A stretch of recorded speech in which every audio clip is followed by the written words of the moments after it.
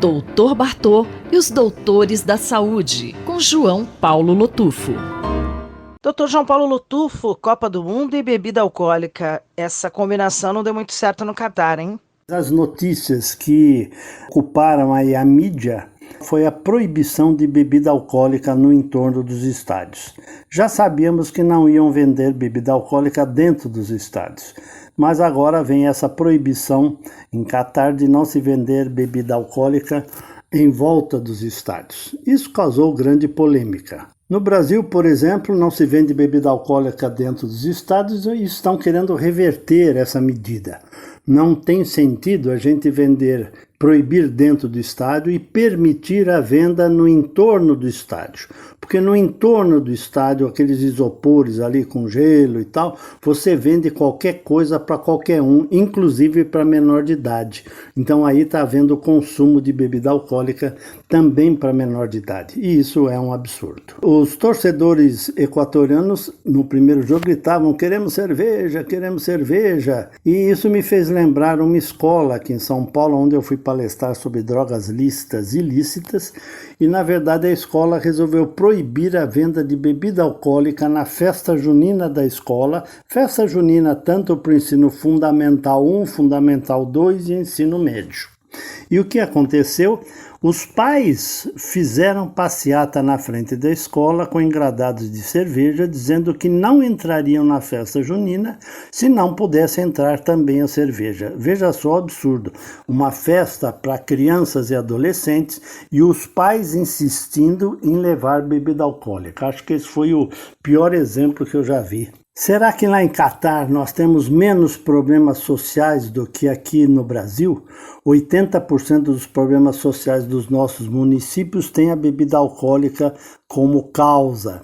Veja só, num pronto-socorro, criança espancada, mulher vitimizada, acidentes, facadas, tiros, brigas, afogamentos, grande parte deles tem o álcool envolvido. Eu espero que esse novo governo atue muito na prevenção de drogas lícitas, porque elas são precursoras das drogas ilícitas. Doutor Lotufo, que história é essa de selo para o tabaco, hein? Explica pra gente. Eu escutei na rádio o prefeito de Araraquara comentando sobre um selo para o tabaco, para o cigarro, e eu incluo aqui também um selo para o álcool, para aumentar o preço deles e diminuir o consumo. E essa verba arrecadada seria devolvida para a saúde, já que as drogas lícitas são grandes causadores de problemas pulmonares e outros mais. A cobrança e a punição tem que ser exemplar. Numa festa de família, eu presenciei aí a grande quantidade de bebida alcoólica ingerida e todo mundo saiu de lá dirigindo, pegando uma estrada há pouco tempo atrás. Se não há cobrança, a lei não funciona. E isso é uma coisa que a gente tem que mudar nesse país. Já comentei que um garoto perguntou para o pai o que era ser brameiro, porque a propaganda do rádio no jogo de futebol dizia que o sucesso do jogador era porque ele era brameiro. Então veja, a retirada da propaganda da bebida alcoólica da mídia também se faz necessário porque ela está influenciando as crianças e adolescentes. Se você não pode ir a um jogo de futebol sem ter bebida alcoólica, alguma coisa está errada com você. Um grande abraço do Dr. Bartô e boa Copa. Eu sou Sandra Capomatto, você ouviu o Dr. João Paulo Lotufo, pediatra do Hospital Universitário da USP, responsável pelo projeto Dr. Bartô. Doutor Bartô e os Doutores da Saúde, com João Paulo Lotufo.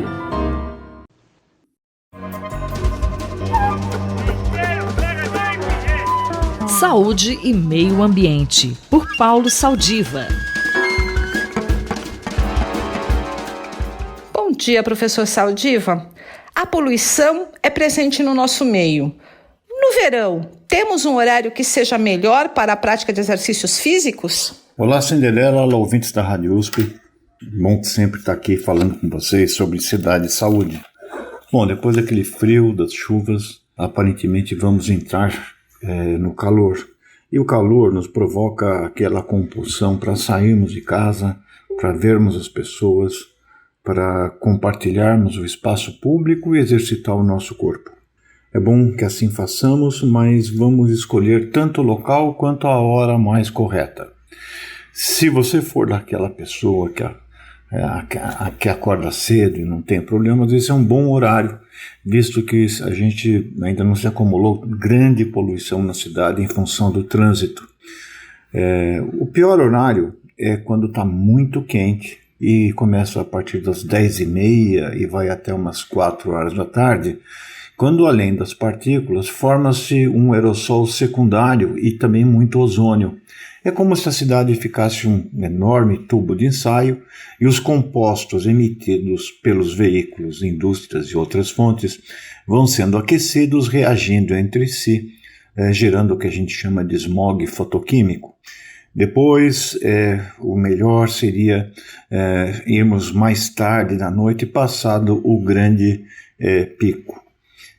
pico de trânsito, que geralmente acontece em torno das 7h30 da noite. Se você treinar em academia, o efeito é menor. Você depende menos da variabilidade da poluição ao longo do dia. Se você estiver nadando, também. Mas se você quer andar pela cidade, também se afaste um pouco das avenidas na medida do possível. É verdade que as calçadas de São Paulo são maquetes na Lua, com suas crateras construídas, e as avenidas têm, em geral, um piso mais adequado para a corrida e caminhada urbana. Mas, se você puder, procure um terreno que seja seguro e que não esteja muito perto das grandes vias de trânsito, porque as grandes vias de trânsito são as chaminés modernas, onde os níveis de poluição geralmente são 2 a 3 vezes superiores do que a média da cidade. Professor, em São Paulo, levando em consideração os níveis de poluição, podemos nos exercitar tranquilos? Dá para fazer exercício, sim, nos níveis de São Paulo, até 2h30, 3 horas de atividade aeróbica, mesmo ao ar livre, compensam e superam em muito os malefícios de inalar poluição. Portanto, a pior coisa que você pode fazer é ficar em casa sedentário. Um abraço e aproveitem a cidade, que ela fica bonita nesse período. Tudo de bom. Eu sou Cinderela Caldeira e conversei com o professor Paulo Saldiva para a Rádio USP. Saúde e Meio Ambiente, por Paulo Saldiva.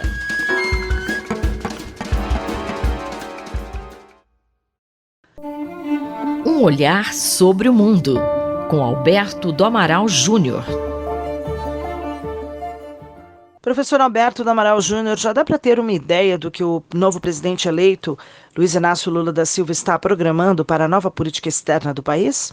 Após eleito presidente da República do Brasil, Luiz Inácio Lula da Silva anunciou em um breve pronunciamento as características da nova política externa. O primeiro ponto a destacar é, sem dúvida, o retorno ao protagonismo ambiental. Significa, em primeiro lugar, que o Brasil se compromete a executar tudo aquilo que deliberaram os grandes acordos internacionais em matéria de proteção ao meio ambiente, especificamente o Acordo de Paris sobre matéria climática, elevando a ambição das contribuições nacionalmente determinadas e comprometendo-se em combater o desmatamento na região amazônica, já que o próprio presidente comprometeu-se em buscar sediar a COP30, que se realizará em 2025 no Brasil.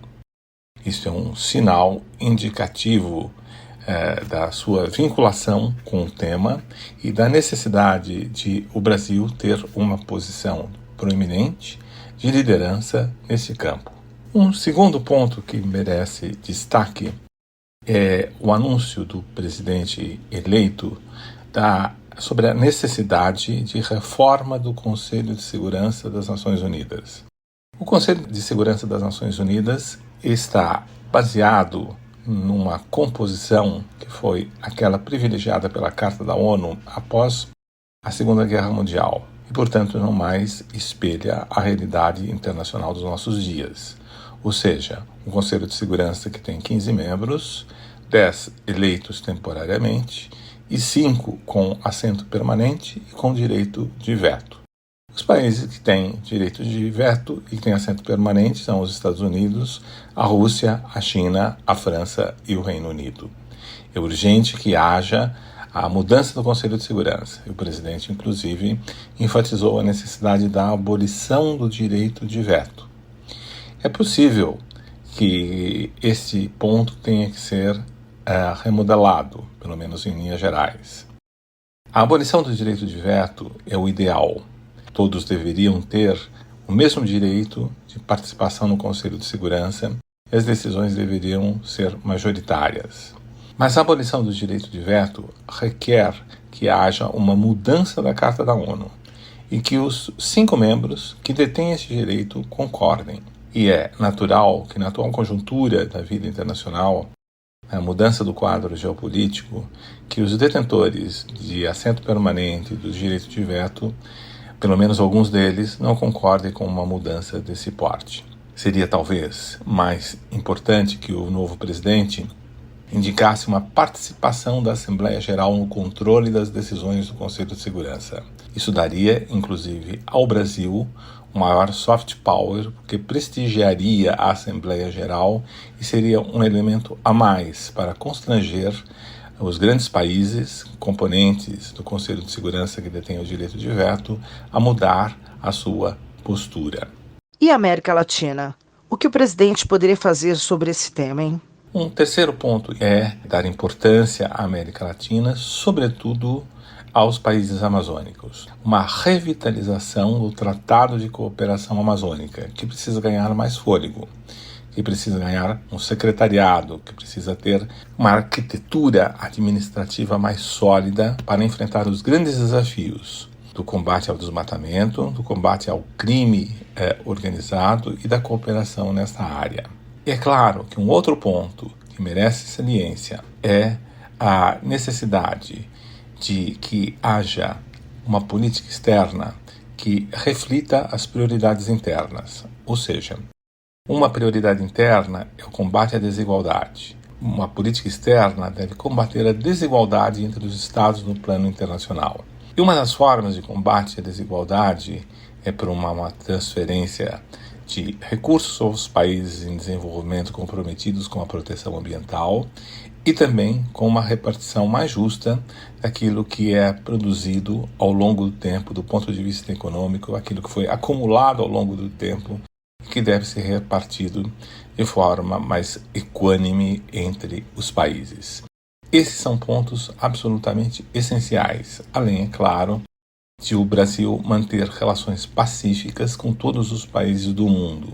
E essas relações devem ser guiadas pelos valores existentes na Constituição Federal, que estabelecem quais são os princípios que devem reger e governar a política externa.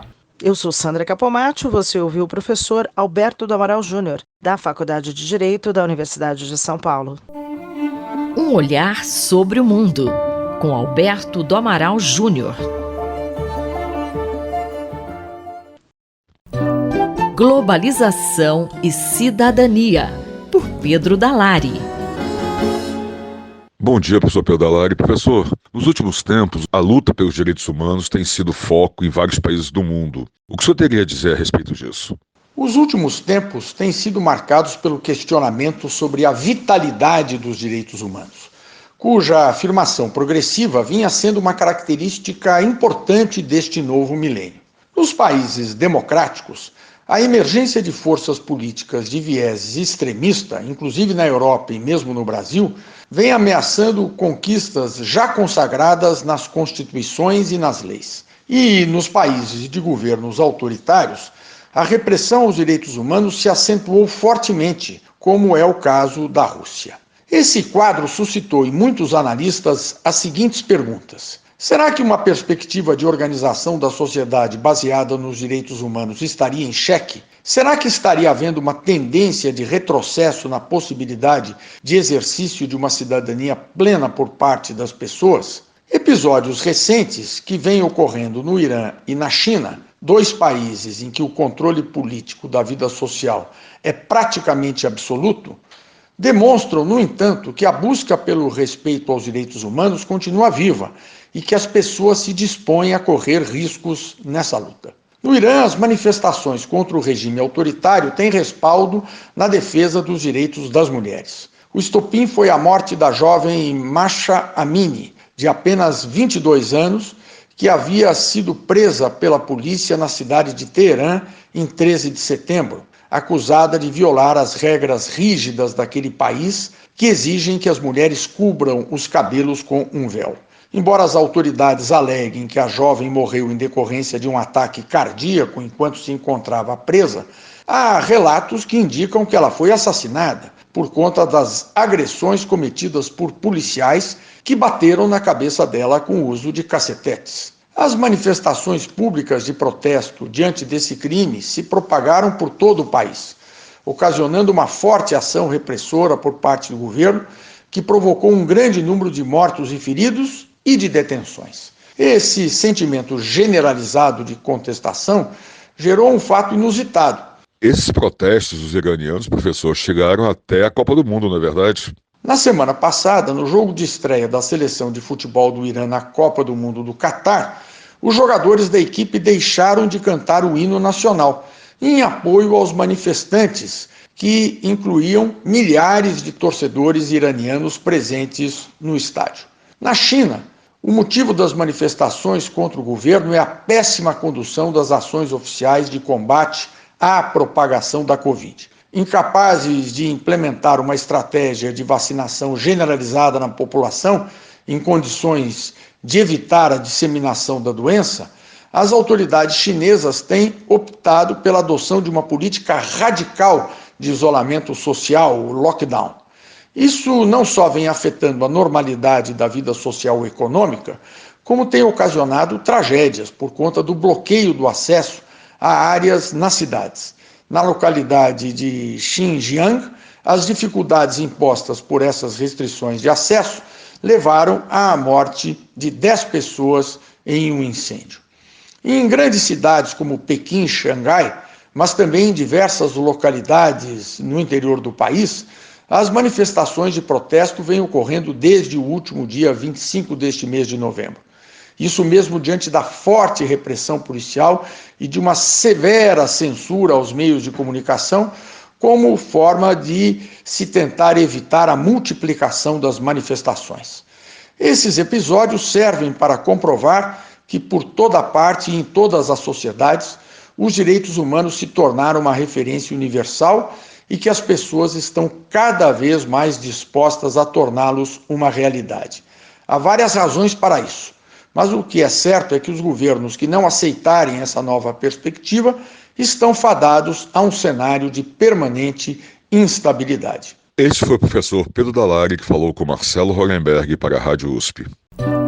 Globalização e Cidadania, por Pedro Dallari. Fique de Olho, por Eduardo Rocha. Os efeitos e aplicações clínicas da luz são conhecidos antigos da humanidade. Mas, professor Eduardo, esse conhecimento foi importante para entender e tratar problemas oculares? A ciência óptica, que é uma mistura de conhecimentos e aprofundamento na geometria e na física, há séculos ajuda o médico, o oftalmologista, a compreender o comportamento da luz, o efeito das lentes e a possibilidade do uso terapêutico e na prevenção de doenças oculares. E hoje, o domínio da ciência óptica auxilia também outras especialidades médicas? Da década de 60 para cá, o aprofundamento do entendimento das questões da física óptica permitiram prover recursos como laser, luz concentrada e outras modalidades no tratamento não invasivo, com possibilidades de corte através de tecidos, aceleração de cicatrizes, esterilização de feridas e outras possibilidades que vão então auxiliar especialidades médicas e tratamentos em saúde, desde a odontologia, otorrino, ortopedia, dermatologia, até áreas inicialmente não previstas, como a psiquiatria. Na última década, centenas de artigos têm tratado dessas novas modalidades do uso de equipamentos que utilizam luz para aplicação e estudos clínicos bem desenhados, provando então o seu auxílio terapêutico numa série de problemas de saúde. É reconhecido provavelmente há muito e muito tempo o efeito saudável de luz solar em condições obviamente controladas e doses adequadas para o bom metabolismo e produção de vitamina D, útil para reforçar o sistema nosso de defesa, o sistema imune, e absorção de cálcio. Esses usos mais recentes das fototerapias, fotobiomodulação de tecidos, mostram a eficiência de se associar os problemas encontrados na medicina com os excelentes estudos da física. A luz passou assim a ser usada em equipamentos e ter os seus conhecimentos não só limitados à oftalmologia, para corrigir foco, visão e alguns tratamentos, mas se expandiu com sucesso em diferentes áreas clínicas. Lembrando sempre aqui que luz pode fazer mal à saúde ocular e dessa forma todo tratamento deve ser sempre acompanhado por um médico capacitado e da confiança do paciente que se submete a ele. Ouvimos o professor Eduardo Rocha, da Faculdade de Medicina da USP, em Ribeirão Preto. Rita Estela para a Rádio USP. Fique de Olho, por Eduardo Rocha.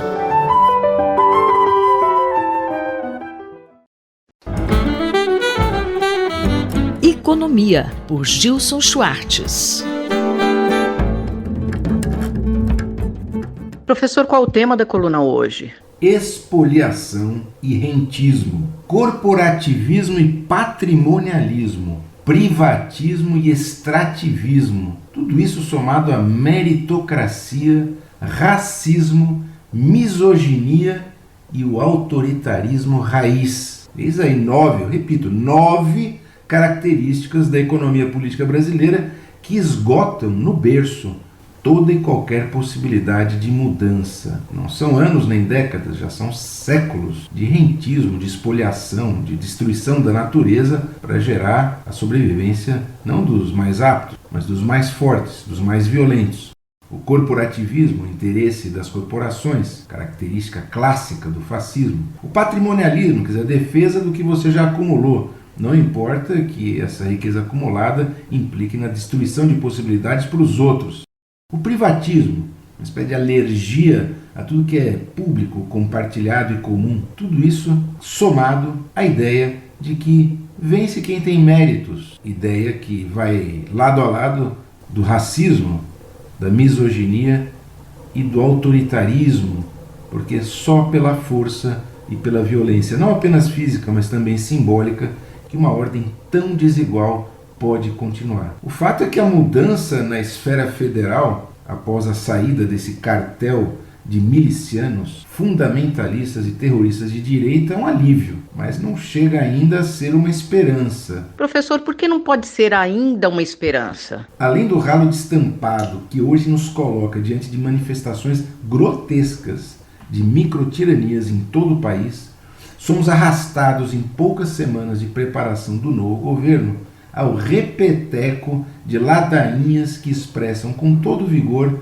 a permanência em nosso universo intelectual e político daquelas 9 características que há muitos anos impedem a economia brasileira de reencontrar um crescimento econômico sustentável com distribuição de renda, de poder e de conhecimento. Voltou todo o debate, é déficit, não é déficit, é Estado, não é Estado, sem nenhum projeto. E o que é pior, nenhuma palavra sobre a transformação digital, nenhuma afirmação categórica de que é preciso uma refundação do pacto federativo, da regulação estatal, do sentimento de que um longo prazo é possível. É como se fosse simplesmente a mudança de um governo para outro, de um presidente para outro. As forças políticas retomaram a dinâmica já exaurida de lotear cargos sem atenção a princípios, propósitos ou pacto, acordos mais amplos. A frente democrática ampla, muito rapidamente, vai assumindo a cara de uma composição necessária para derrotar o fundamentalismo de uma extrema-direita que ninguém suspeitava tão forte. É uma composição necessária, mas ela é insuficiente, como já revelam esses poucos dias de debate sobre o que será o novo governo. Diante desse quadro, parte dos eleitores anti-PT mudam de pele e tornam-se muito simplesmente antidemocracia. Eles enxergam, não sem alguma razão, apenas a retomada do conchavismo. Eu falei conchavismo, não é chavismo. É conchavo, conluio, acordos políticos que levam em conta as pretensões eleitorais dos envolvidos, muito mais que os desafios de longo prazo, cujo entendimento vai ficando assim cada vez mais distante. As ausências, os silêncios, as ambiguidades são gritantes. Mas entre todas elas, a que mais compromete o futuro da sociedade, da economia e da própria credibilidade da política democrática é a ausência de uma política ou pacto pela transformação digital. A gente volta daqui a 2 semanas comentando as tendências da política, da economia e da tecnologia no Brasil e no mundo. Eu, Simone Lemos, ouvi o professor Gilson Schwartz. Economia, por Gilson Schwartz.